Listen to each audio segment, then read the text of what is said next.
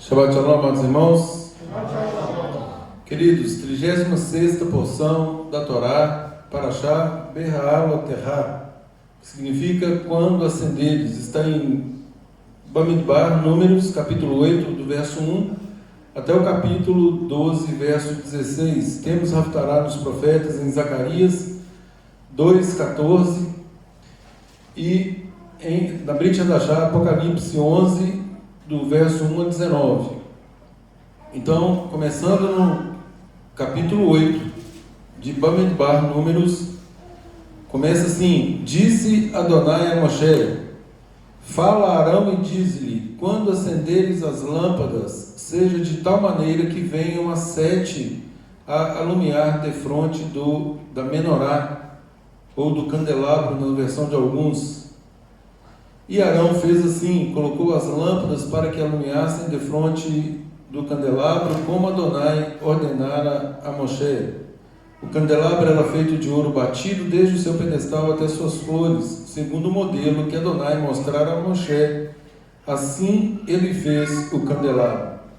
Mais uma vez, enfatiza-se que nada foi feito por acaso. O Eterno mostrou um modelo para Moshe, segundo o modelo que lhe foi mostrado no monte, todos os detalhes, tanto do Mishkan estruturalmente, quanto dos seus móveis, utensílios, tudo do templo.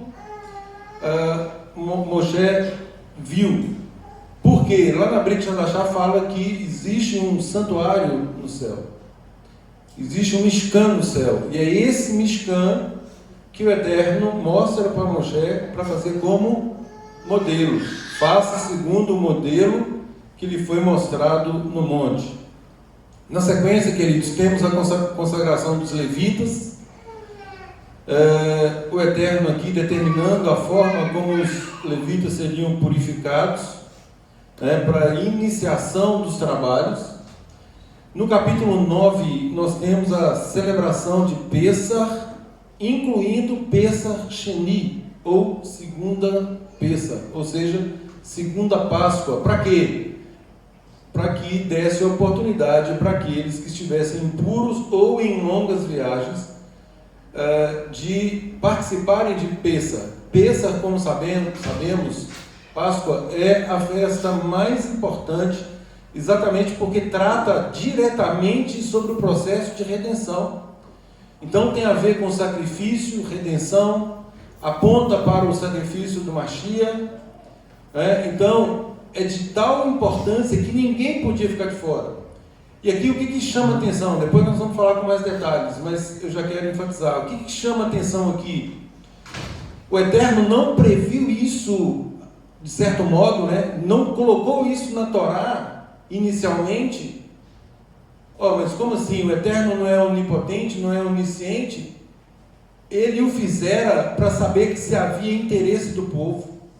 E aí surge uma situação que o próprio povo, excluído daquela primeira Pessah, de celebrar por motivos justificados, eles próprios buscaram: mas espera aí, nós vamos ficar de fora? Nós não vamos participar dessa maravilhosa festa?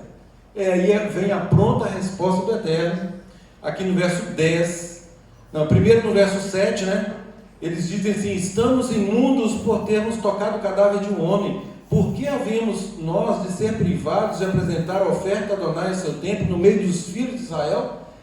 Gente, isso aqui para mim é a coisa mais importante dessa porção, no que toca ao interesse. Essa passagem, para mim, ela tem tudo a ver com aquela outra lá de Atos, onde, após a pregação de Pedro, de Kefa, os discípulos, as pessoas que eles ficaram tão aterrados com a situação, que eles exclamaram: que faremos, pois? Isso é temor e tremor diante do Eterno. Isso é respeito pela santa Torá do Eterno. Que faremos, pois, irmãos? Nós temos que fazer alguma coisa. O que faremos? E aí Kefa dá a fórmula: arrependei-vos e cada um de vós seja imerso em nome do Mashiach e Yeshua, e aí vocês vão para a remissão dos vossos pecados, e aí vocês serão capacitados pelo Ruach HaKodesh, pelo Espírito do Santo. Aqui nós temos a mesma situação, mutatis mutandis, né, das pessoas que ficaram de fora por motivos justificados, volto a dizer, e eles próprios buscaram do Eterno uma resposta para incluí-los. E aí vem a maravilhosa resposta do Eterno no verso 10, a partir do verso 9. Então disse Adonai a Moshe: fala aos filhos de Israel dizendo: quando alguém entre vós ou entre as vossas gerações, olha aí, ou seja, é ali e dali para frente, entre vós ou alguém entre as vossas gerações achar-se imundo por causa de um morto, ou se achar em jornada longe de vós, contudo ainda celebrará a Pêssar, Páscoa de Adonai. E aí ele detalha no próximo mês, no mesmo dia, no dia 14, da mesma forma, né, repetia-se as mesmas instruções de Pêssar inicial. Falaremos mais. A nuvem sobre o tabernáculo, a partir do verso 15, nós sabemos que durante o dia tinha nuvem e durante a noite essa nuvem tinha aparência de fogo. Era um comando para ficar estabilizado ou para movimentar. O Eterno, durante o dia, era um ar-condicionado no deserto e durante a noite era um aquecedor. Além de, obviamente, servir de bússola, para que o povo seguisse de acordo com o movimento dessa nuvem. No capítulo 10 nós temos as duas trombetas de prata. No verso 11 do capítulo 10, efetivamente os israelitas partem do Sinai. Lá no verso 29, Moshe roga ao Obabe que vá com eles. No capítulo 11, nós temos aí mais uma vez um triste episódio de murmurações do nosso povo, ou entre o nosso povo, murmurações tais que no verso 10 Moshe acha pesado o seu encargo. Esse negócio é pesado demais, né? No verso 16 o Eterno designa, uma vez que Moshe não sentiu o peso da responsabilidade no meio daquele povo, diga-se aproximadamente 3 milhões de pessoas. Imagine, nós somos um número pequeno, imagine, e não é fácil, imagine 3 milhões de pessoas para um líder. E aí o Eterno designa, a partir do verso 16, 70 anciãos para ajudarem na tarefa. Temos na sequência o episódio das codornizes, vamos falar calmamente sobre isso. No capítulo 12, a insurgência de Miriam e Arão contra Moshe, e o que o Eterno faz, nós já sabemos, já estudamos essa porção várias vezes, mas sempre é bom relembrar, conforme Shaul, Rachalia, Paulo, o enviado, nos adverte, é bom que essas coisas sejam repetidas. A repetição, ela traz a fixação. E termina então no verso 16 do capítulo 12.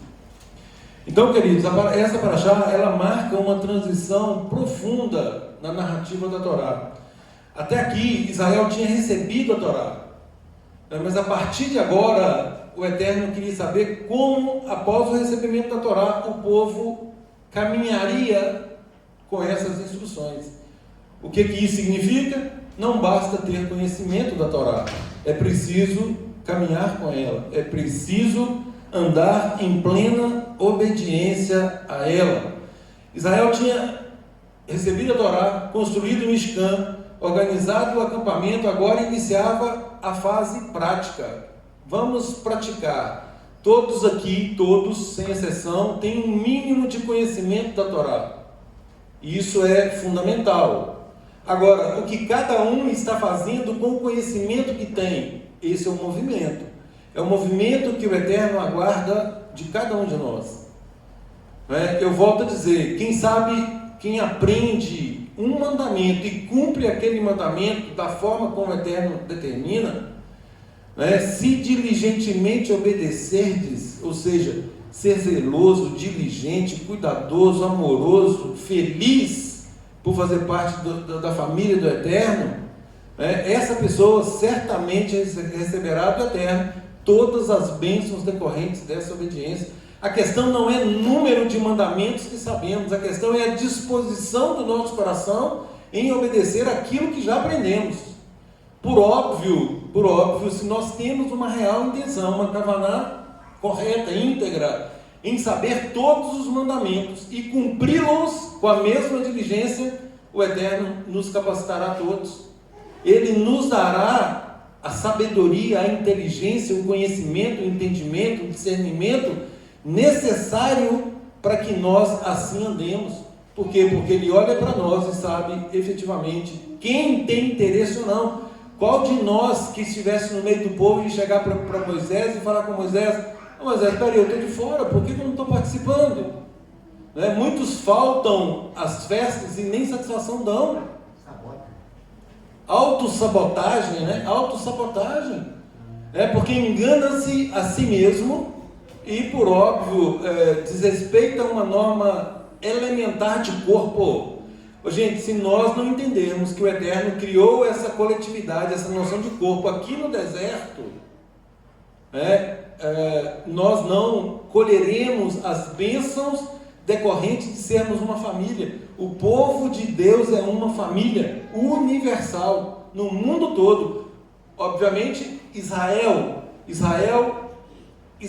lá, geograficamente, ali tem israelitas, como na diáspora, pelo mundo afora, nós somos parte, integrantes da mesma família. Se assim não for, certamente nós seremos cortados, nós estaremos de fora. Ou nós reconhecemos, integramos e cumprimos isso com a devida diligência, ou do contrário, gente, nós estamos nos auto-enganando. Não faz sentido. Por quê? Porque é uma caminhada extremamente preciosa. E Yeshua, o nosso Messias, diz que aquele que encontra o reino do Pai, o reino do Eterno, ele abre mão de qualquer coisa por causa desse reino. Vejam o estado, a disposição que temos que ter para participarmos do reino.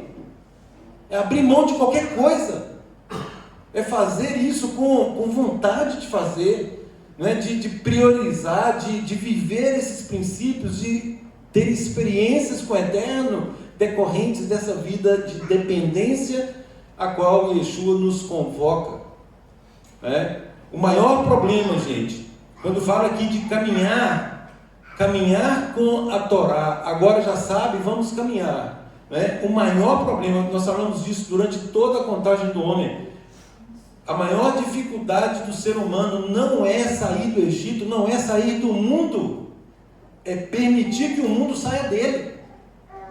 Tem gente aqui cheia do mundo, que prioriza o mundo, que o mundo ainda determina, o mundo governa, enquanto, obviamente, já deveria ser o inverso. Se nós estamos no reino, nós nos guiamos pelas normas do reino. Eu não me guio mais pelas normas do mundo. O mundo não dita como eu devo andar. A Torá, sim. Essa é a santa instrução do Eterno, que eu tenho o dever, como um israelita, de cumprir. Eu não posso só falar que eu tenho fé, que eu tenho emuná, que eu quero fazer parte de um movimento, nada disso. Eu integro efetivamente uma família, eu quero fazer parte dessa família, e como tal, eu tenho um rei, que é o Eterno, eu tenho um mestre, que é o Mashiach Yeshua, que me mostra como fazer, me dá a fórmula de como fazer. Dependa, não faça a sua vontade, haja como eu. A minha vontade consiste em fazer a vontade daquele que me enviou e realizar as suas obras. Esse é o nosso papel, essa é a nossa missão.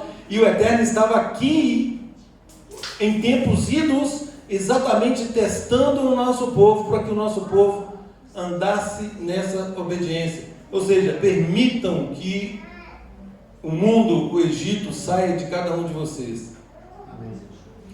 E nós percebemos, queridos, que ao longo desses capítulos aqui, o Eterno nos revela uma sequência pedagógica extraordinária. Ou seja, primeiro vem a revelação, a luz, lâmpada para os meus pés é a tua palavra e luz para o meu caminho. Esse versículo é maravilhoso. Agora, sinta esse versículo, luz para o meu caminho. Então o Eterno nos dá a palavra dele como luz para o nosso caminho. Depois da luz, na sequência aqui, nós temos, para servi-lo, nós temos a consagração, o serviço, a purificação. Ou seja, qualquer imundícia, ela deve ser afastada, nós devemos nos purificar. Uma vez purificados, nós agora seguimos a bússola, lâmpada para os meus pés. É uma bússola, é uma direção, nós vamos andar de acordo com ela. E isso vai moldar o nosso movimento, moldar a nossa direção. Eu sei se eu tenho que ir por um lado ou tenho que ir por outro. Agora, eu não posso titubear. Quando o Eterno me mandar ir para um lado, eu vou para aquele lado. Eu não fico ali na dúvida do que fazer. Por quê? Porque a santa instrução do Eterno, ela é precisa, ela é cirúrgica. E aí, quando nós temos dúvida, isso é a nossa Yetzirará brigando conosco, para que a nossa vontade seja feita. Já é um indício que tem que acender todos os alertas, para que nós nos voltemos para a palavra e cumpramos o que o Eterno está nos determinando. E obviamente isso só é possível, gente, se efetivamente nós entendermos o que é dependência. Yeshua é um modelo de dependência. Vamos repetir, por um só homem entrou o pecado no mundo, qual seja Adão. Qual é o pecado? Independência. O que Satã fez, o adversário fez no Éden, foi chamar Adão e Eva a viverem de forma independente. Vocês conseguem, vocês serão conhecedores do bem e do mal, vocês serão iguais ao próprio Elohim, igual ao próprio Deus. Tentem. E eles caíram nessa conversa. Então, por um só homem entrou o pecado no mundo. Agora, por um só homem, o pecado sai do mundo. Quando a palavra diz que Yeshua se manifestou para desfazer as obras de Satã, do adversário, é exatamente isso. O adversário nos propõe uma vida independente. Viva do jeito que você quiser, você é livre, você merece ser feliz ao seu modo. Yeshua vem e diz: a sua felicidade, a sua vida abundante depende de você reconhecer que você vai andar de acordo com os padrões do Eterno. Nós temos a responsabilidade agora de imitar o nosso mestre e agir como ele agiu, totalmente dependentes. Depois, nessa caminhada, eu estou citando aqui um processo. Nessa caminhada nós temos aqui a retificação da nossa vida, a retificação da nossa língua, da nossa fala. Aquilo que falamos, nós vamos ter aqui um exemplo de Lashon Hará nessa porção. E qual é a consequência dessa língua má? E o Eterno nos chama a retificar isso também. Então nós somos chamados à santidade. E aí Pedro fala, citamos esse verso hoje, Pedro fala em toda a nossa maneira de viver. Tem gente que quer ser santo só numa área. Não, eu já leio a palavra, eu já oro, eu já tenho meu tempo com Deus. Isso para essa pessoa já é suficiente. Mas o Eterno nos convoca para sermos santos em toda a nossa maneira de viver. E isso, gente, só tem condições de ocorrer coletivamente. Porque o corpo edifica o corpo. O exemplo de um serve para outro, a atuação de um motiva o outro. Olha aqui o movimento que foi feito para um ato que maravilhou. Agora, precisamos nos envolver mais. Isso é só um pequeno exemplo do que é corpo, do que é coletividade. Se nós não nos envolvemos, ou se não nos envolvermos com o povo do Eterno, nós vamos nos envolver com quem? Yeshua disse lá na Brit Hadashah: a minha família consiste naqueles que fazem a vontade do meu Pai. Gente, eu tenho a minha maior alegria, o Eterno sabe disso, é estar aqui no meio de vocês. Por quê? Porque são pessoas que estão buscando, de algum modo, retificar. E é óbvio que eu tenho visto progresso na vida de todos. Uns mais lentos, outros um pouco mais avançados, mas é assim mesmo. Cada um tem um nível de compreensão, cada um tem um nível de interesse, mas nós precisamos seguir e fazer um alinhamento. Nós precisamos equalizar isso, de modo que falemos a mesma coisa, conforme Shaul nos adverte na Brit Hadashah, falemos a mesma coisa e ajamos de acordo com as instruções da terra. Essa questão que você falou da coletividade, da importância dela, algumas irmãs me falaram, depois que nós começamos a fazer o testemunho diário da leitura, a qualidade da minha leitura melhorou, porque eu tenho que ler, entender e passar aquilo para frente para edificar alguém, para abençoar as que vão ouvir. Então, melhorou o nível de leitura, de compreensão, de entendimento de cada um, porque estamos fazendo em conjunto. Sem dúvida, sem dúvida. Gente, isso é estágio de maturidade espiritual. Nós precisamos amadurecer. Nós precisamos, Shaul fala isso, né? Antes nós éramos como meninos, agíamos como meninos, como crianças, mas nós temos que atender ao tempo decorrido, nós não podemos ficar de mimimi estagnado, nós temos que progredir. Shaul diz, esquecendo-me das coisas que para trás ficam, eu continuo rumo ao precioso alvo. Existe um alvo, Romanos 8, 28 a 30, entendeu? Esse é o precioso alvo. Nós temos que olhar para esse alvo e prosseguir. Nós não podemos estagnar e não podemos deixar de atender ao tempo decorrido. É a mesma coisa, existe uma expectativa, neste mundo existe uma expectativa geral em todas as áreas. Um aluno, por exemplo, que está estudando, o professor espera que o aluno corresponda à matéria que está sendo dada. Um patrão que contrata alguém, ele espera que o funcionário entregue para a empresa o mínimo que é esperado dele. Tem que ter algum resultado. No mundo espiritual não é diferente. Aliás, eu faço a separação para fins pedagógicos, mas não existe separação.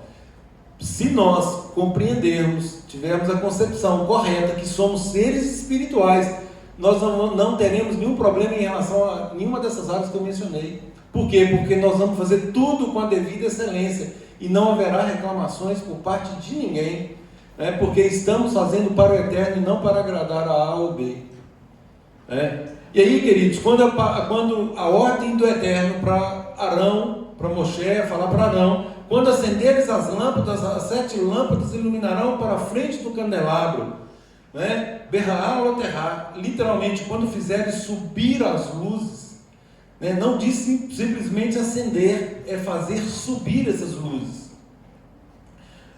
Então, esse, gente, é um dos maiores princípios do discipulado. Por quê? Porque uma vez acesas as luzes, ou seja, cada um de nós, hoje, falei do verso mais cedo, vós sois a luz do mundo. A partir do momento que nós temos um mínimo de conhecimento da Torá, a disposição de sermos discípulos do Eterno por meio de Yeshua, nós queremos viver de acordo com isso. E aí mostra o quê? Que cada um agora será luz dentro daquilo que ele já sabe. Isso é maravilhoso. Pessoas capazes de irradiar essa luz por onde passarem. Cada um de vocês não depende do outro na particularidade da vida de vocês. Depende para enchimento, para fortalecimento, para alinhamento, retificação. Mas fazendo isso, cada um sai daqui e vai viver a sua vida. Somos seres espirituais. Então nós vamos irradiar a nossa luz, cada um de nós individualmente, vamos irradiar a nossa luz de acordo com o que estamos recebendo do Eterno, com o que estamos verdadeiramente apreendendo. E esse é um método, gente, utilizado por Yeshua. Yeshua, por óbvio, ele não quis que os discípulos, não era esse o objetivo, que os discípulos dependessem dele o tempo todo. Ele ensinou, e mesmo porque ele próprio disse que chegaria um momento que ele não mais estaria no meio de nós, no meio dos discípulos.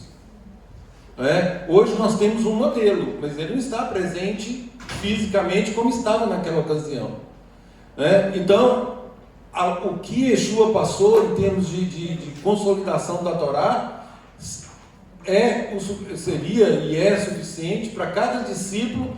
E nós estamos aqui porque alguém nos falou da palavra, alguém nos falou da techuvá, do retorno às raízes, e agora nós, na condição de discípulos, temos que irradiar essa mesma luz. Mateus 5,14, vós sois a luz do mundo.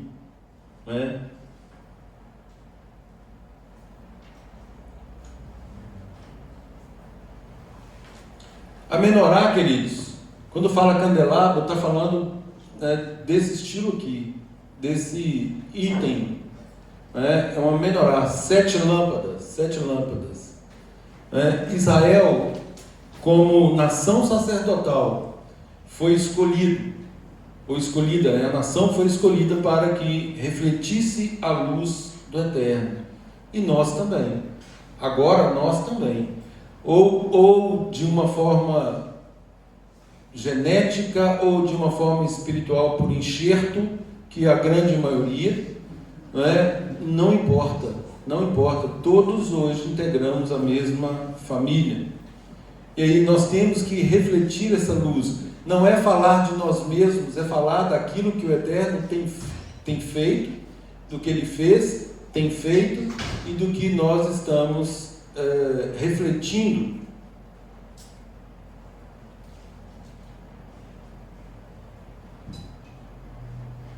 Os estudiosos falam que a maior dificuldade no ensino é que muitos desejam ser lâmpadas. Muitos desejam ser lâmpadas, mas poucos desejam ser luz. E aí eles dizem que o recipiente sem unção, o recipiente sem unção, ou seja, a lâmpada sem unção, ela não significa nada. Azeite. Hã? É o azeite. É o azeite, exatamente. Combustível. O sol da terra. E a luz só existe quando há combustível.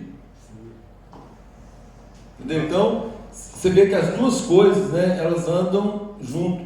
E aí, isso reflete Provérbios 6:23, porque o mandamento é lâmpada e a Torá é luz. Lâmpada para os nossos pés e luz para o nosso caminho. A lâmpada, gente, somos nós. A luz é o que nós refletimos da prática da Torá na nossa vida. Olha que maravilhoso. Na sequência, gente, nós temos aí a ordenação do Eterno em relação à purificação dos levitas. E aí no processo de purificação nós temos a água, raspagem do corpo aí, a lavagem das vestes, e o sacrifício, era o sistema sacrificial. Então tem aqui tudo apontando para uma verdade, qual seja, ninguém pode servir sem ser purificado. Ninguém. Isso significa o que na prática? O mundo, ou o sistema romano diz, venha como você está, e pode até permanecer dessa forma. E é assim que Yeshua ensina, é assim que ele nos mostra a lei do Eterno?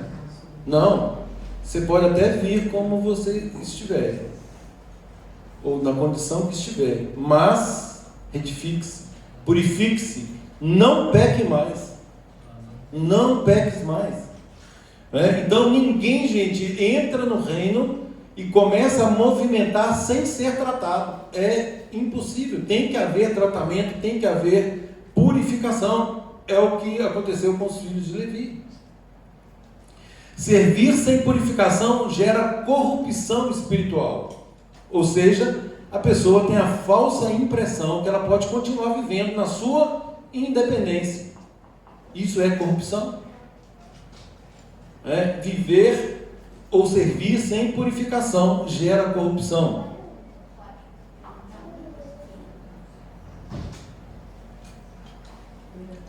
Yeshua nos ensina esse mesmo princípio em Mateus 5,8.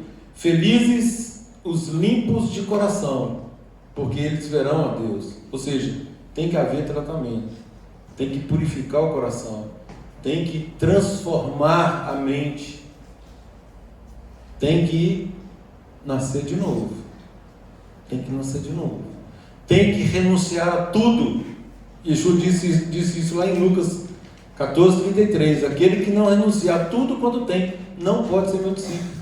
Renunciar, queridos, não significa abrir mão, significa que essas coisas não ocupam mais, não estão em local de destaque mais na nossa vida.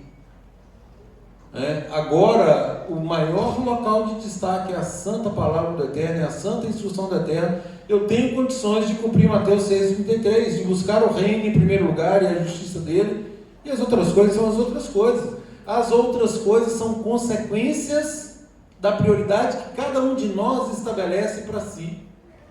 E o mandamento é para todos. Não fui eu que recebi o mandamento, de priorizar.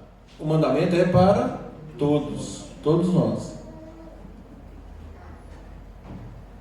E é interessante, olha, Yeshua fala assim: bem-aventurados ou felizes os limpos de coração. Ele não disse, bem-aventurados os instruídos, os conhecedores, Ele não disse isso. Ele disse os limpos. Gente, presta atenção aqui. O reino do Eterno não é sustentado por talentos. Às vezes a pessoa acha que ela tem um dom maravilhoso, e tem, e acha que isso é suficiente. Não é. O reino não é sustentado por talento. O reino é sustentado por caráter. O reino é sustentado por caráter. E o que cada um de nós está fazendo nessa caminhada é moldar o nosso caráter. Uma adequação entre o que éramos, e aquilo que o Eterno espera que sejamos.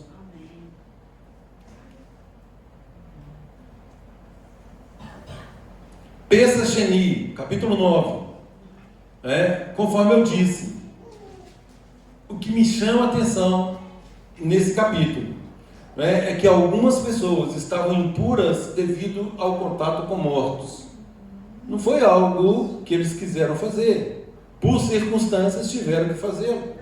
Às vezes um parente morreu e alguém tem que cuidar, é óbvio, Isso não é pecado, gente, isso é impureza que impede algumas coisas. Existe um processo de purificação para isso. Agora, como Pêssar, eu já falei da importância de Pêssar, como Pêssar, Páscoa, é a festa mais importante, tinha requisitos absolutos. E o fato de ser tão peremptório, para uma coletividade, volto a dizer, imagine aí entre 3 milhões de pessoas, não ter ninguém que estivesse nessa condição, é algo quase que incrível mesmo, Então, surge alguém que não participou, não porque ele não quisesse, mas porque surgiu uma situação excepcional com a qual ele se contaminou. E aí essa própria pessoa, ela vem questionar: mas espera aí, eu vou ficar de fora? Por que eu não posso participar? Eu não participei, não foi porque eu não quis participar. Eu não participei pela circunstância de eu estar impuro. E aí o Eterno vem, de forma misericordiosa, e diz aí no verso 9 e 10 do capítulo 9, já lemos, vamos ler de novo. Então disse Adonai a Moshe: fala aos filhos de Israel, dizendo: quando alguém entre vós ou entre as vossas gerações achasse imundo por causa de um morto, aliás, não é imundo, tá, gente? É impuro. O termo aqui é impuro. Achar-se impuro por causa de um morto, ou se achar em jornada longe de vós, teve que viajar por circunstâncias alheias. Por que é por circunstâncias alheias? Porque nós sabemos quando é a festa de Pêssar. Ninguém programa viajar em Pêssar, é óbvio. Porque se o fizer, ele já está se colocando numa situação de transgressão. Então é algo acidental, é mais ou menos assim. Eu viajei um mês antes de Pêssar, para eu dar tempo de eu voltar e celebrar Pêssar. Mas o aeroporto ficou fechado, teve um problema na aeronave e tal, e por algum motivo eu não consegui chegar. Aí sim, quer dizer, isso não dependeu de mim. Eu fiz tudo o que estava no meu alcance para que eu participasse. Então o Eterno bem diz, olha, para você que caiu nessa situação, para quem estiver impuro por causa de ter tocado em algum morto, terão o direito de participar de Pêssar Sheni. Teve uma pessoa aqui que me advertiu, né, assim, me lembrou, né, falou, hoje é Pêssar Sheni, ou seja, a segunda chance para quem não participou. Eu falei com ele, não, nós não temos ninguém nessa condição, ou seja, ninguém me procurou para querer participar dessa festa, fazer uso dessa prerrogativa, ou seja, a preocupação que esses homens tiveram, nós não tivemos aqui. Entendeu? Eu não tenho que convocar, as pessoas têm que sentir a necessidade de participar. Como todos nós já somos informados previamente de todas as festas do Eterno, o calendário ele é prévio. Nós temos uma bússola absoluta, nos guiamos, né, pelos sinais do céu, né, os estudos das parashiot, elas determinam, elas já ensinam também qual é a festa. Tudo, nós temos todas as informações. Ninguém pode usar de uma pseudo desculpa para dizer, eu não sabia. Não existe essa possibilidade, principalmente para quem estaria em tese apto para participar de Pêssar. Então, por que seremos privados? E aí o Eterno, Moshe consulta o Eterno, e o Eterno dá as instruções. Olha que interessante, ele não reduz o padrão, ele não flexibilizou nada. Vão participar, né? Mas na mesma condição, no segundo mês, aos 14 dias, né? E aí ele segue a mesma orientação de Pêssar original, mesma coisa.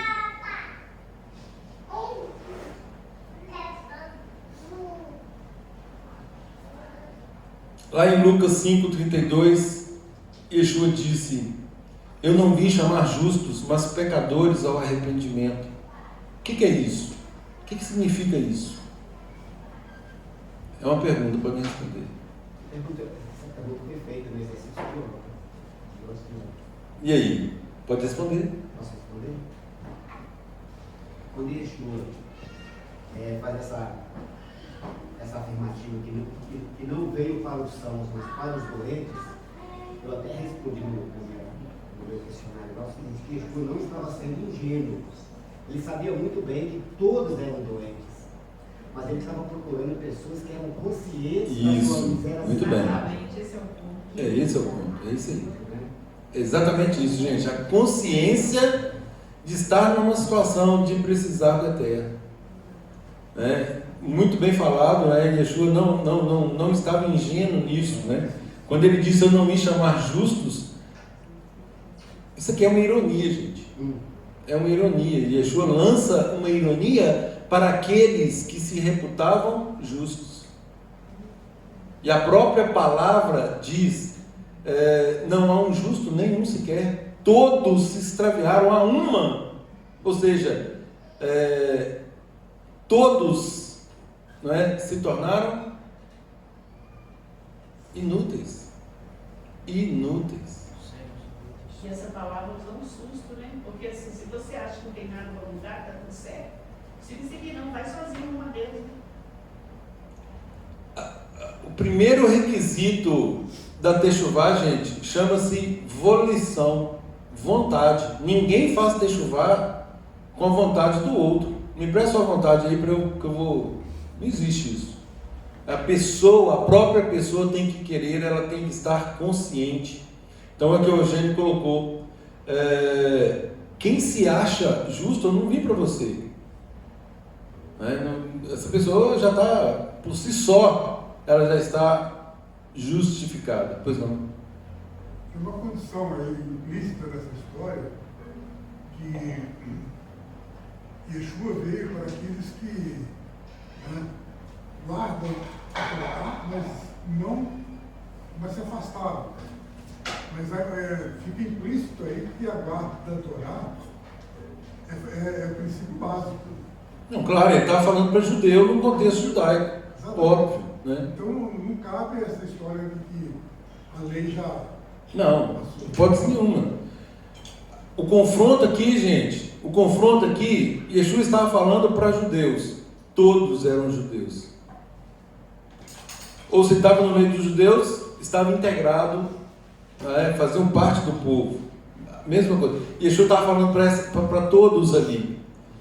Mas quem ele queria atingir com esse discurso? Aqueles que se consideravam justos. E quem se consideravam justos? Isso aqui foi decorrente de uma pergunta. Quem se considerava justo? Os religiosos da época.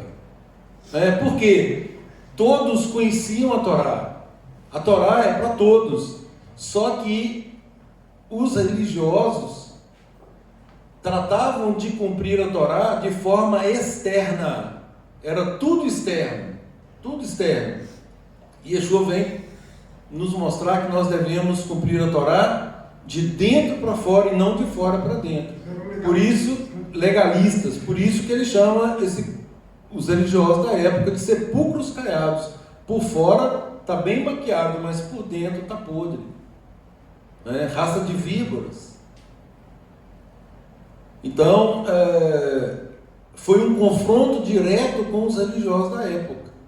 E quem não se reconhece na condição de imperfeito, por óbvio, não tem como retificar. Vai retificar o quê? Eu lido com pessoas que falam isso, eu não preciso disso. Eu já sou uma pessoa boa. Aí eu já fico... Eu sou bom, né? Aí eu lembro logo de Yeshua, por que me chamas bom? Nem Yeshua aceitou ser chamado de bom. Bom é um só, que é o Pai. Portanto, essa condição da vida de Yeshua continua atualíssima. Claro, com certeza. Com certeza. Queridos, na sequência nós temos a nuvem sobre o tabernáculo, né? Já falei. O texto repete várias vezes, sobre o mandado do Eterno, sobre o mandado do Eterno, sobre o mandado do Eterno. Ao mandado do Eterno partiam e ao mandado do Eterno ficavam acampados. Então tudo era decorrente da obediência ao mandado do Eterno. Moisés não acordava lá e falava assim: gente, hoje o tempo está bom, vamos prosseguir, vamos para frente. Vamos aproveitar o tempo. Vamos aproveitar aqui. Não. Aguardavam o mandado do Eterno. E às vezes, por exemplo, às vezes ele estava pensando que ele ia ficar ali muitos dias. O Eterno dá a ordem e imediatamente essa ordem era atendida. Vamos levantar acampamento. O Eterno determinou que partíssemos.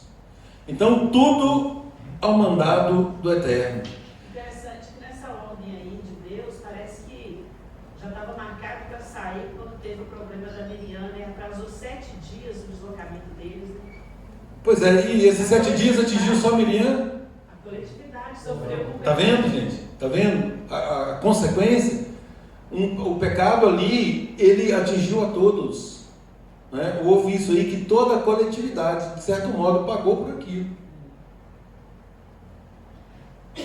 E o interessante, gente, que não tinha um padrão, né? A nuvem, às vezes, ela permanecia um dia, às vezes uma semana, às vezes um mês, às vezes um ano, e aí? Às vezes 14 anos. Pois é, ué. Então, não dava para saber, tinha que ficar atento ao mandado do Eterno.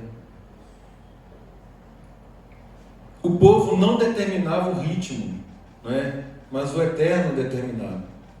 Agora, o que havia era o desejo de agir em consonância com o mandado do Eterno quando este viesse. A questão, gente, o que nos aflige muito é que nós queremos todas as informações previamente. Nós vamos sair daqui, nós vamos para onde? Quando que será? Por quanto tempo? E aí, o que nós vamos fazer lá? Nós queremos todas as informações.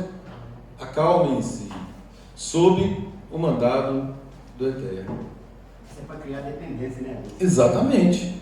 Paciência. Provérbios 3,5: confia no Eterno de todo o teu coração e não te estribes no teu próprio entendimento. Confia no Eterno. Nós falamos da confiança no Eterno durante a semana, né? O que é confiar no Eterno?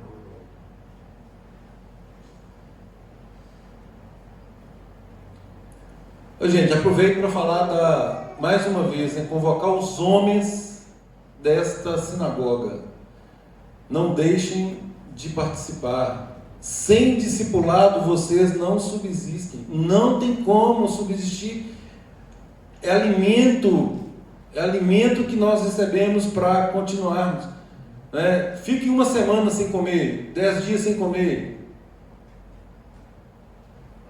Espiritualmente a mesma coisa. Fica sem se alimentar espiritualmente, sem contato com o corpo, sem ser edificado e sem edificar. Vai ter problema de inanição, e vai haver um esfriamento com toda certeza. E a verdadeira maturidade, gente, não consiste em achar que nós estamos no controle. Nós somos maduros espiritualmente quando nós estamos dispostos a agir sob o comando do Eterno.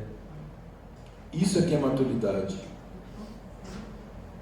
Nós não controlamos, eu não estou fazendo por mim mesmo, eu estou aguardando a direção do Eterno. Isso é dependência absoluta em todas as áreas da nossa vida. No capítulo 10, de 1 a 10, nós temos aí as 2 trombetas de prata. Sabemos que elas tinham funções distintas para reunir, para fazer o povo se mover, para guerra, para celebração de festas, enfim. Lembrando, gente, que aqui são trombetas mesmo, tá? Muitas vezes, aqui são trombetas de prata. Muitas vezes, onde fala-se em trombeta, é shofar, tá? Mas aqui, especificamente, são trombetas. Tá? Então não confundam. O shofar ele trata de um despertamento, de um retorno de techuvá. A trombeta ela fala de direção, ela fala que o povo ali precisa de se movimentar de algum modo, tinha outra finalidade. E aí nem todo som significa a mesma coisa. Por isso é que nós estamos treinando para distinguir o som, né? Nós precisamos ter discernimento para reconhecer qual som está sendo emitido. Quanto beleza e ordem, né? Exatamente, nós não podemos confundir os comandos. Aqui fala assim: quando você soar o alarme, os acampamentos a leste começarão a viagem. Quando soar o segundo alarme, os acampamentos ao sul sairão. Eles farão soar alarmes para anunciar a viagem. Entretanto, quando toda a comunidade for reunida, vocês devem tocá-los, mas sem soar o alarme. Eles tinham que ficar ligados em todos esses sinais. Exatamente. Os filhos de Arão, os Kohanim, deverão tocar as trombetas. Este será um regulamento permanente para vocês, por todas as suas gerações. Organização militar. Exatamente. Ordem, gente. Ordem. O reino é feito de ordem. Conheçam os sonidos. Se for um é uma coisa, se for 2 é outra coisa. Cada tribo ali sabia exatamente discernir o som. Interessante, lá em 1 Coríntios 14:8, Shaul diz: porque se a trombeta der sonido incerto, quem se preparará para a batalha? Ou seja, precisão é ordem em todas as coisas. Tem um sonido específico para a guerra. Aí nós ouvimos e nos colocamos a postos.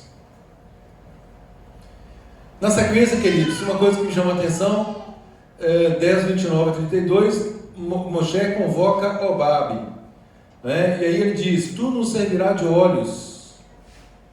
Ora, sabemos que a nuvem conduzia Israel. Mas ainda assim, Moshe está pedindo aqui ajuda humana. Por que ele faz isso? Gente, a dependência do Eterno, ela não exclui a colaboração humana. O Eterno, ele nos envolve dentro da vontade dele. Nós estamos inseridos, porque senão, raciocinar isso é muito fácil, né? É como se nós aguardássemos o Eterno fazer todas as coisas. Ele nos dá uma direção. Agora, essa direção, eu vou precisar do Eugênio, vou precisar do Evandro, vou precisar do Rodrigo, vou precisar do Adinei. Como que eu vou fazer isso? É a mentalidade coletiva. Coletividade, exatamente. Moshe está cumprindo isso aqui. Nós vamos chegar aqui na situação dos anciãos. Né? Moshe está pedindo a colaboração de uma pessoa. No início, em Números fala também, a gente estudou e comentou essa semana que passou, é que Deus, ele quer ver a participação de cada um. Exatamente. Cada príncipe das tribos teve que levar a sua contribuição. Ele queria ver o rosto, ele ama cada um aqui. Então, quando a coletividade está aqui fazendo, ele quer ver cada indivíduo da coletividade. E a forma como cada qual está se envolvendo, né? Lindo demais. A disposição que cada um tem em efetivamente se envolver. Todo trabalho no reino é individual. Todos, cada um tem que cuidar do coletivo, mas principalmente Claro. de si mesmo. Converge para o coletivo. Eu não posso fazer nada por ninguém que não queira. Exatamente. Então, queridos, essa postura de Moshe aqui, ela nos dá um limite entre dois extremos. Né? A questão de confiar apenas em pessoas, nós não podemos, obviamente, e também nós não podemos, como extremo, rejeitar todo tipo de ajuda. Né? É outro extremo. E aí o Eterno aqui, ele une e usa as duas coisas, né? No capítulo 11, gente, nós temos aí o triste episódio, como já disse, da murmuração. Né? 11:5 diz: lembramos-nos dos peixes que comíamos de graça no Egito. Onde que está o problema aqui? Não, de graça. De graça? De graça, esquecendo que era escravo, né? Já esqueceu que era escravo? De graça? Comia esmola do faraó. Olha que interessante, gente. O problema aqui não era a fome. O problema era uma memória distorcida. Isso é o quê? Autossabotagem. Isso é a mente distorcendo fatos para tentar justificar ali. Não, eu estou com saudade daquela comida que eu comia de graça. Como assim de graça? Né? Já caiu na rede de si mesmo. Já se permitiu governar. O engano da própria mente, né? Aí interessante, né, que há uma romantização da situação. Comimos de graça. E é também, né, Deus, a memória da educação que nossos pais nos deram, né? Então, esqueceram os chicotes, esqueceram os tijolos, esqueceram a escravidão. Em tão pouco tempo, né? Gente, a palavra é interessante, né? A palavra, eu e Maria Lúcia, a miúde, nós falamos isso, né? Nós não devemos dizer que os tempos passados são melhores do que os de hoje. Inclusive é um mandamento isso, né? Aí é que está, né? E nós temos uma tendência em idealizar o passado. Assim, às vezes uma música nos remete lá para 30 anos atrás, 40 anos atrás, e aí nós falamos, nossa, naquela época, não sei o que, não sei o que. Uma coisa, gente, é nostalgia, outra coisa é idealização como um padrão, tem que tomar cuidado com isso. Não é? E outra coisa é quando há uma distorção de valores.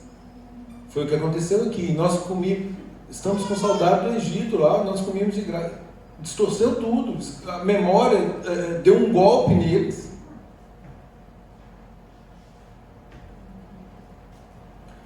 Como diz, a carne estava lembrando de coisas que na autossabotagem, mentindo, né? Estava mentindo, porque não era tão bom quanto eles estavam falando que era. E aí, sobre a questão de passado, gente, Yeshua nos diz lá em Lucas 9:62, ninguém que lança a mão do arado e olha para trás é apto para o reino.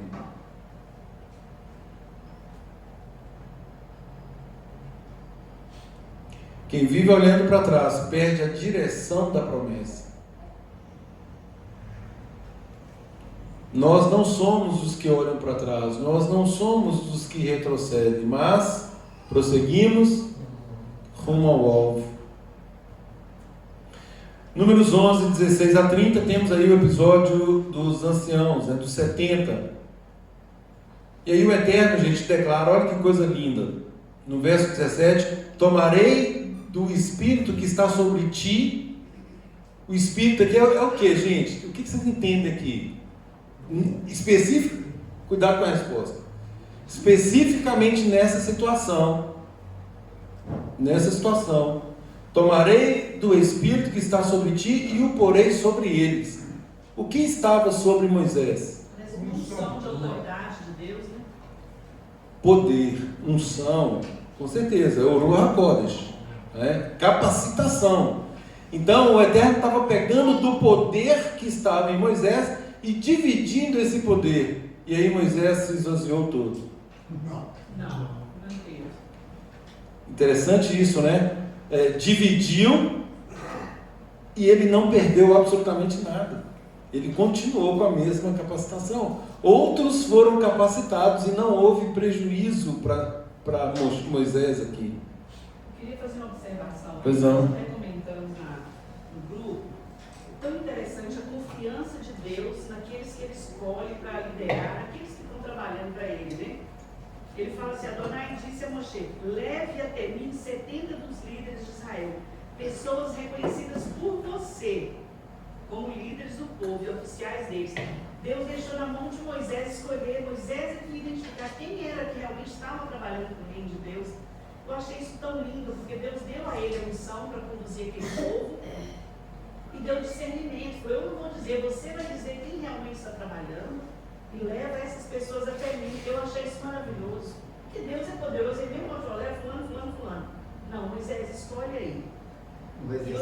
Outra coisa que me chamou a atenção antes disso, a Moisés, o desânimo que ele chegou ao extremo, né? Senhor, por que você me trata tão mal? Por acaso eu criei a luz desse povo, eu que sou pai deles? Eu estou pelejando aqui, por que o Senhor coloca essa carne em cima de mim, Senhor? E ele vai falando. Ele acha pesado o cargo. Eu dei a luz desse povo, eu sou pai desse povo, Senhor. Carrega o Senhor nos seus braços. Estou aguentando isso mais não, né? E Deus compassivamente, né? Olhando para Moisés e amorosamente levantou, em vez de xingar, brigar, não, Moisés, faça assim, então, pega lá 70 livros, eu vou resolver isso para você, né? Há um compartilhamento de responsabilidade, né? Essa mesma situação aí, quando Maria Lúcia relembrou essa situação de Moisés mesmo, escolher, né, os 70, no exercício de ano também, vai falar sobre Yeshua escolhendo os 12. Exatamente. Foi ele que escolheu. Exatamente.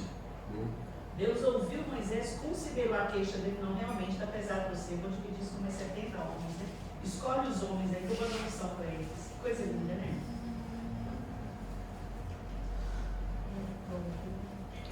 Nós temos aqui, gente, Josué se incomodando porque dois ali estavam profetizando, Eldad e Medad profetizavam fora do arraial, fora da reunião. Né? E aí o que Moisés responde? Linda demais também essa passagem. Um de cada vez. Quem dera se fosse todos, né? Quem dera se todos fossem profetas, que todo o povo fosse profeta. Gente, qual é a principal atribuição de um profeta? Mostrar o caminho certo e ver todo mundo brilhando. Voltar para a retificação, mostrar o caminho certo, alinhamento, retificação, né? Esse é o papel principal de um profeta. Faça um techuvá, né? Então o tempo todo é isso aí. Quem dera todo o povo do Eterno fosse profeta. Interessante, né, Deus? Que todas as profecias já foram dadas, não serão dadas novas. Sim. Mas o profeta tem que lembrar das profecias. Então, mas lá, Não criar novas. isso, lá em Joel 2,28, olha para você ver o que é o plano do Eterno. Tudo bem, Ednei? Se você quiser levantar aí. Lá em Joel 2,28, o Eterno diz, por meio de Joel, óbvio, derramarei o meu rua sobre toda a carne. Toda a carne. Ou seja, todos serão capacitados. Agora uma pergunta. Quando o Eterno diz que sobre toda a carne ele derramaria o rua, isso é de forma indistinta? Não. Mas muitos dizem que é de forma indistinta. É claro que não é. Porque depende, conforme eu falei, o primeiro requisito é a vontade. A pessoa tem que querer. Quantos e quantos aí não querem nem saber e declaram isso a não mais poder? Eu não quero saber desse negócio. Se o vaso estiver cheio, não vai receber nada. Não vai receber nada, não quer saber. Então, como que essa pessoa vai ser capacitada? Então, esse todos aqui, gente, só para entender, derramarei do meu rua sobre toda a carne que quiser. Aqueles que se chegarem a mim. Está disponível. Aquele que tem um coração ensinável, tem disposição, tem intenção de me servir. Aí sim. E é interessante, gente, isso reflete lá em Atos 2,14, que diz que todos ali, é uma circunstância particular. Quem estava ali em Atos? Era festa de quê? Ou de Shavuot, a festa que nós comemoramos agora. Entrega da Torá, aqui agora a capacitação, e Yeshua advertiu os discípulos expressamente: não saiam de Jerusalém até que do alto vocês sejam revestidos de poder. Poder, rua, poder da terra. O que é o Espírito do Santo? É poder da terra, poder para fazer as obras dele. Ezequiel 36:26, darei o meu rua para que vocês tenham condições de andar nos meus estatutos, ordenanças e mandamentos. Sem esse rua, gente, nós não conseguimos. Sem esse poder, nós não conseguimos. E Yeshua foi capacitado com esse poder. Fala que o Eterno capacitou Yeshua, o qual andou por toda parte, fazendo bem, curando a todos os oprimidos do diabo, porque o Eterno era com ele, o Eterno o capacitou. E ele declara também: foi-me dado todo o rua, todo o poder, foi dado para ele. E aí ele diz o que? Se vocês obedecerem, se vocês me seguirem, se vocês fizerem as obras que eu faço, vocês vão ser capacitados também, vocês vão fazer coisas ainda maiores. Ainda maiores.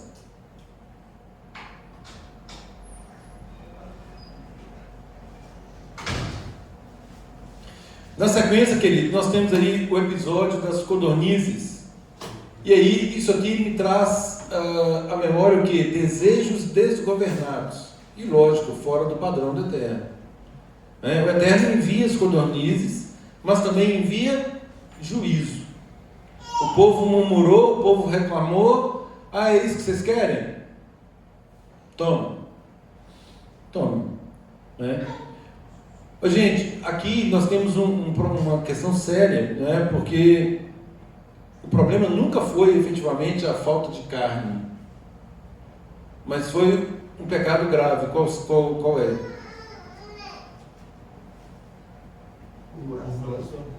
Não, murmuração foi prévio. Aqui, na situação em si, vou ajudar. No verso 33 fala assim: ainda estava a carne entre os seus dentes.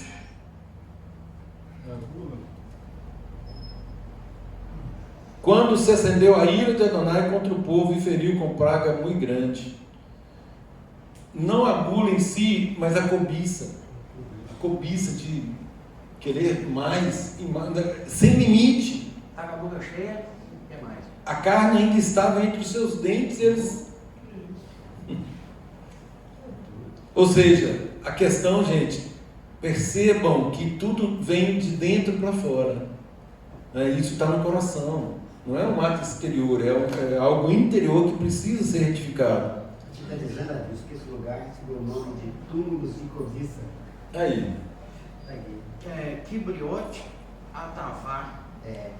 Cobiça, exatamente. Tiveram desejos. 34, né? Era, porque ali enterraram o povo que teve desejo das cobiças dos egípcios. Cobiça. E Tiago explica isso, gente, séculos depois. Tiago 1,14 diz assim: cada um é tentado e atraído e engodado pela sua própria cobiça. Gente, um princípio interessante. O ser humano raramente ele é destruído por aquilo que lhe falta. E com frequência ele é destruído por aquilo que lhe sobra. Conseguiram captar? Sim. Engorda e dá coisa. O Eterno abençoa tanto que agora a pessoa tem em abundância. O que ela faz? Ao invés de continuar no mesmo princípio, ela começa a dar coisa. Engordou. Arrogância, soberba. Ficou independente. Acabou, exatamente. Agora eu consigo andar por mim mesmo. Começa a confiar no próprio braço. Exatamente. Começa a confiar nas riquezas. Então, esse é o perigo. Números 12, Lashon Hará, o episódio aí de Miriam. E aí nós vamos entrar aí numa questão que o Rafael me perguntou lá na mesa. Vamos explicar isso. Miriam e Arão criticam Moisés. O texto declara. E aí, no capítulo 12, falaram Miriam e Arão contra Moisés por causa da mulher cuxita que tomaram, pois tinha tomado a mulher cuxita. E disseram: porventura, olha o que está em discussão aqui, gente, não é o fato da mulher em si, nós vamos explicar. Mas, olha o que é grave aqui. Porventura tem falado Adonai somente por Moshe? Não tem falado também por nós? E Adonai o ouviu. E aí o verso 3 começa aqui a qualificar Moisés. Era o varão Moisés, muito manso, mais do que todos os homens que havia sobre a terra. Logo Adonai disse a Moshe, a Arão e a Miriam: vocês três, saí à tenda da congregação. E saíram eles os três. Então Adonai desceu da coluna de nuvem e se pôs à porta da tenda. Depois chamou Arão e Miriam e eles se apresentaram. Imaginem a cena, gente. O Eterno chamando os três: saem.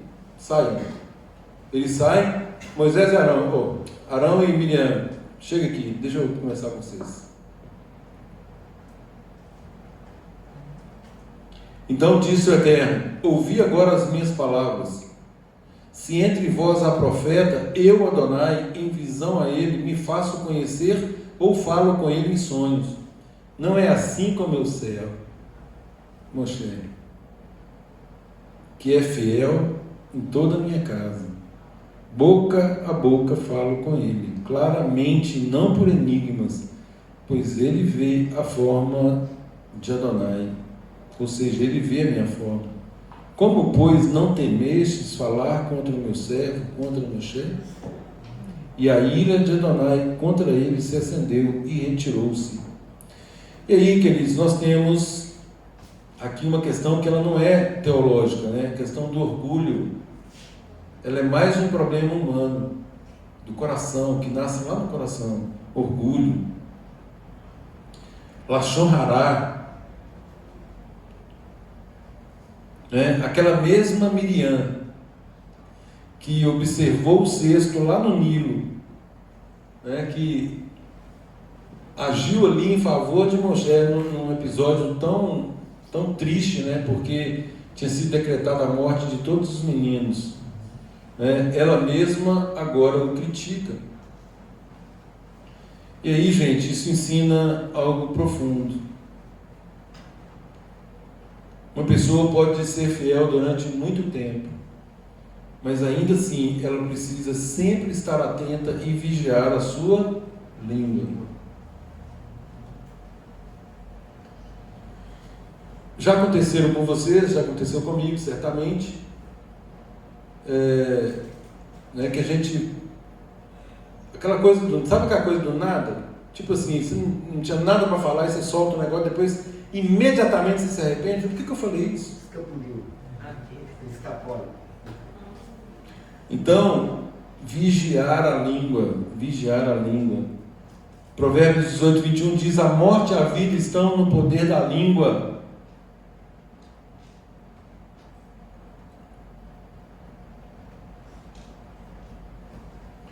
E aí, queridos, por que eles falaram mal?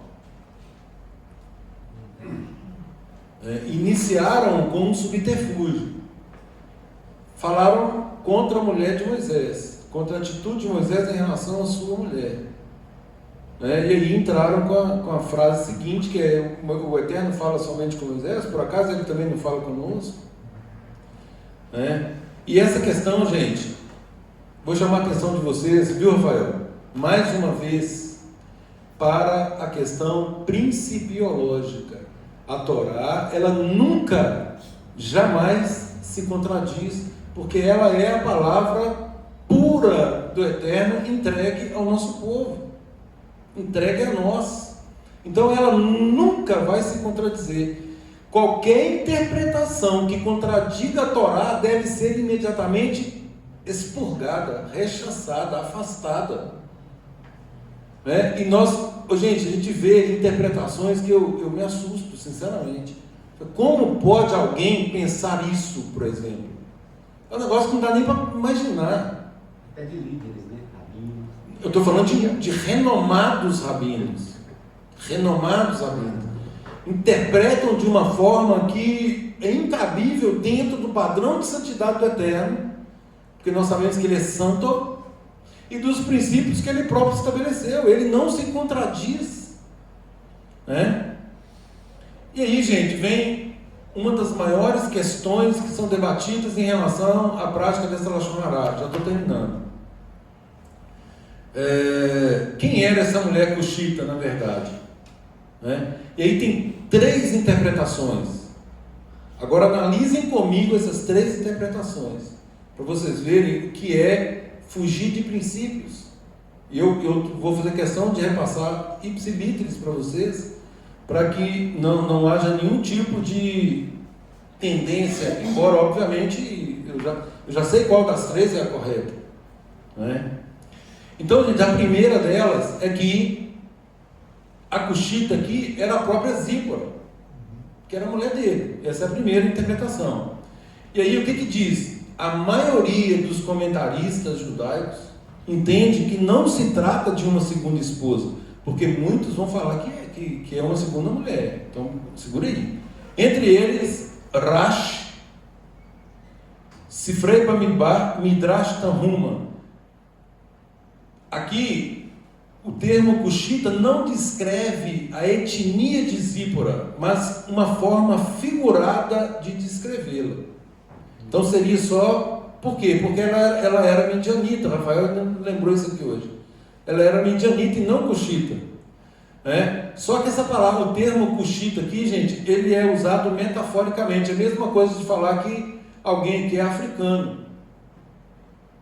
É só uma metáfora. Você não está falando que a pessoa veio da África, ou falar que é de outra etnia e tal, entendeu? É só uma forma de expressão. Eu queria dar destaque ali para alguma coisa. E aí Rashi comenta o quê? Que assim como uma pessoa de pele escura se destaca visivelmente entre outras pessoas, Zípora destacava-se por sua beleza e caráter. Era nesse sentido que estava falando que ela era cuxita. Portanto, mulher cuxita é uma mulher notável, uma mulher singular, ímpar, única.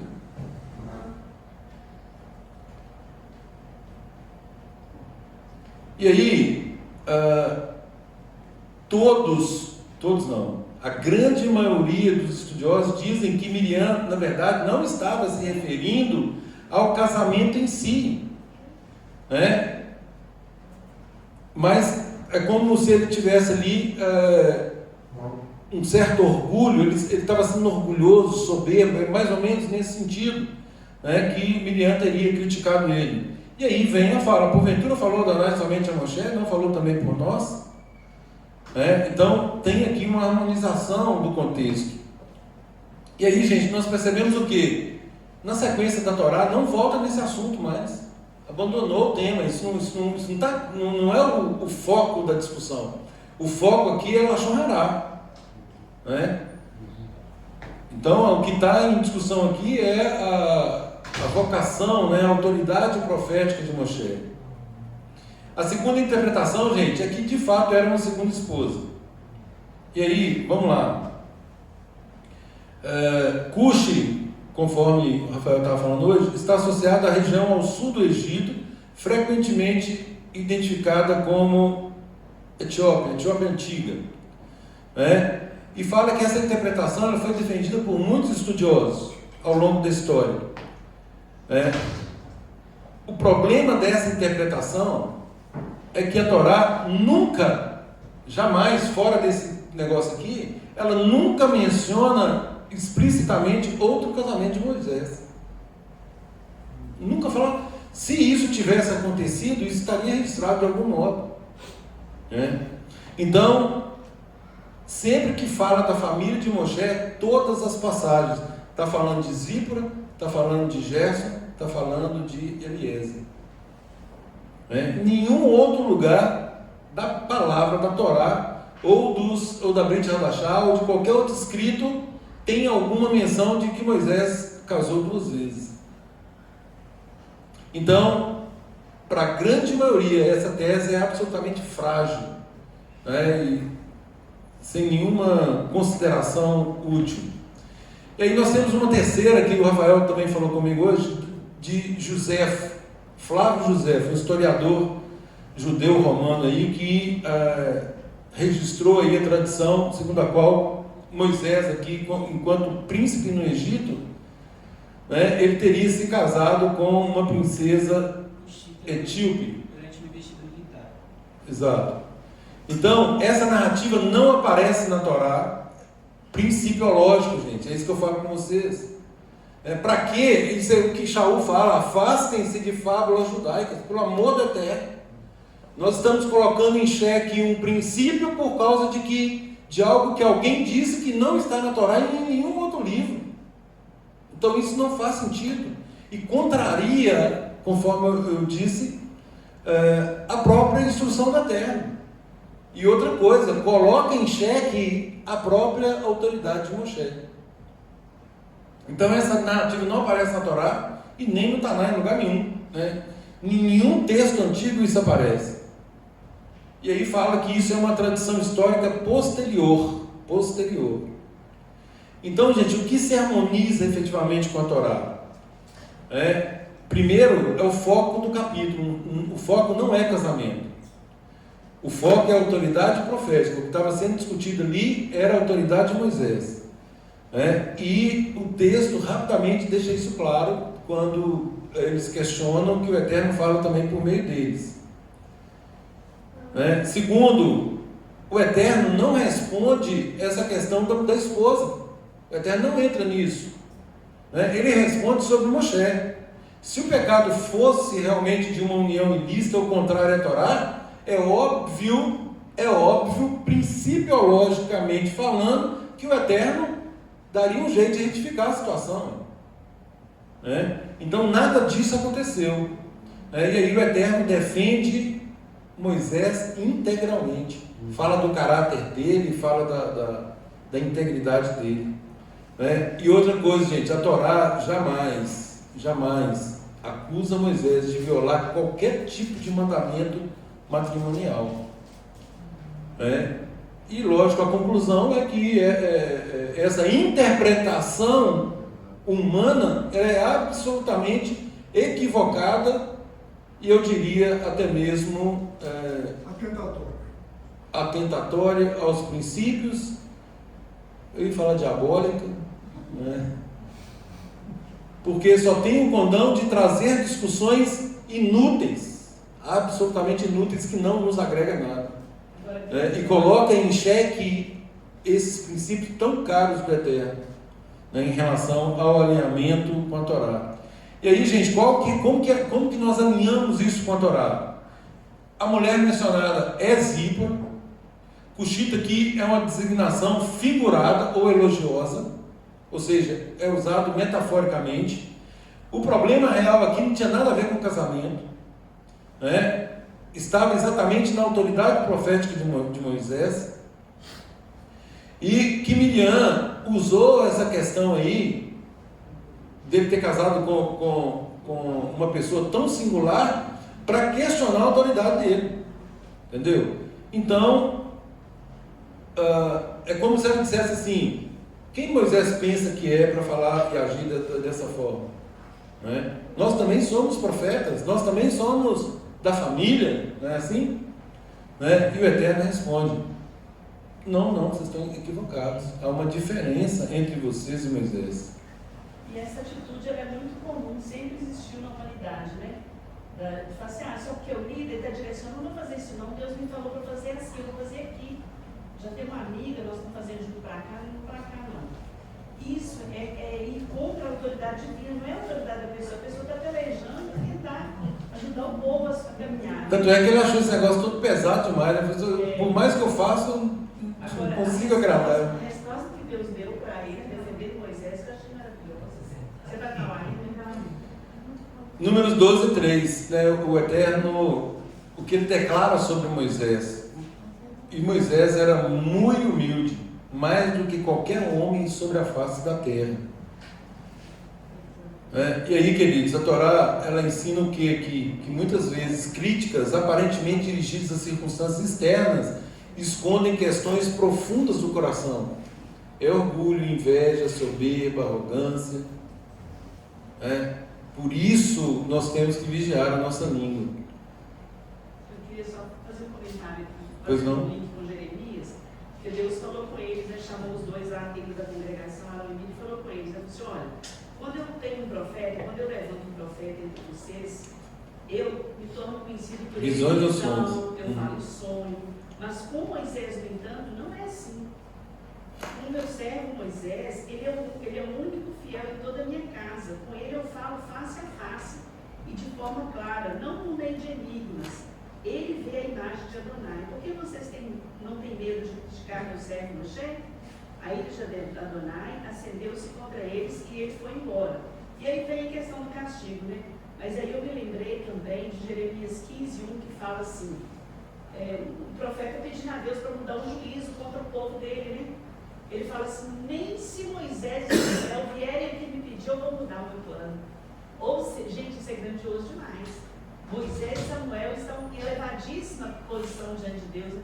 Nem se esses dois, que me foram muito fiéis, né, vierem me pedir, eu não vou mudar o mal que eu estou para fazer aqui, não, eu vou fazer. Então é lindo demais ver isso, né? Quem foram essas pessoas? Moisés e Samuel. Depois Moisés fala: Deus levantará um profeta semelhante a mim, que é Yeshua, né? E aí muitos falam assim: não vou ler de Radachá, não, eu vou ler só o antigo. Mas ele não vai ouvir o outro profeta que Moshe falou? A ele ouvir? Ai daquele que não ouvir. E ai daquele que não ouvir. Com todo amor e carinho e dedicação. Ai daquele que não ouvir. Queridos, o movimento da Menorá, ele pende para aquele que é humilde. A Paraxá começa com o acendimento de uma chama e termina com um homem humilde. Isso não é coincidência. A luz da Menorá aponta para o objetivo final da formação, da nossa formação espiritual. Que é nos mostrar realmente quem somos, que nós devemos nos humilhar na presença de Deus e buscar capacitação do alto. O Eterno jamais quis que nós fôssemos doutores no conhecimento, nem mesmo em experiências extraordinárias. Ele deseja pessoas que brilhem sem orgulho, sirvam sem autopromoção, caminhem conforme o mandado dele, que valorizem uma segunda oportunidade, referindo-se aqui a Pesach Sheni, que compartilhe e tenha prazer em compartilhar a responsabilidade e entender a corresponsabilidade no corpo. Aquele que tenta, ao menos, dominar a língua, e que mantém um coração efetivamente ensinável. Né? E aí, a grande mensagem dessa porção é que o Eterno só pode habitar entre um povo quando este povo aprende a trocar a sua autossuficiência pela dependência absoluta dele. A chama sobe, acender, né?